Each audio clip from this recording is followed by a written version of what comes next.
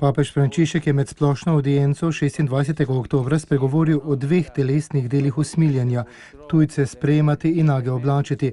Nadaljeval je s premišljevanjem o delih usmiljenja, ki nam jih je dal Gospod Jezus, da bi tako svojo vero ohranjali živo in dinamično. Ta dela nam namreč jasno kažejo, da kristjani niso utrujeni in leni, ko čakajo na zadnje srečanje z Gospodom, ampak mu vsak dan gredo naproti in na obrazih mnogih ljudi, ki prosijo pomoč, prepoznajo njegovo obličje. Papež je nadaljeval: skozi stoletja smo prav tako bili priče velikim izrazom solidarnosti, če tudi niso manjkale družbene napetosti.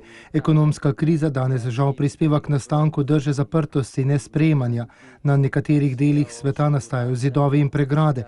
Včasih se zdi, da je tiho delo mnogih moških in žensk, ki si na različne načine prizadevajo pomagati in podpirati begunce in migrante, zadušeno s hrupom drugih, ki dajo glas instinktivnemu egoizmu.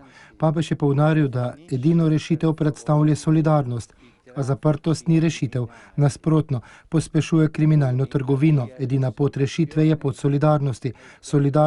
Solidarnost z migranti, solidarnost s tujcem.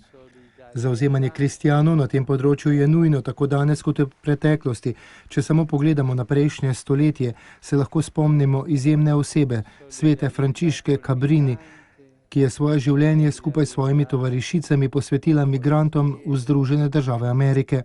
Tudi danes potrebujemo takšna pričevanja, da bi usmiljenje lahko doseglo mnoge ljudi, ki so v potrebi. To je zavzemanje, ki vključuje vse, iz njega ni nihče izključen. Škofije, župnije, ustanove posvečenega življenja, združenja in gibanja, kakor tudi posamezni kristjani, vsi smo poklicani sprejeti brate in sestre, ki bežijo pred vojno, lakoto, nasiljem in nečloveškimi življenjskimi razmerami. Vsi skupaj smo velika podporna moč za vse, ki so izgubili domovino, družino, delo in dostojanstvo.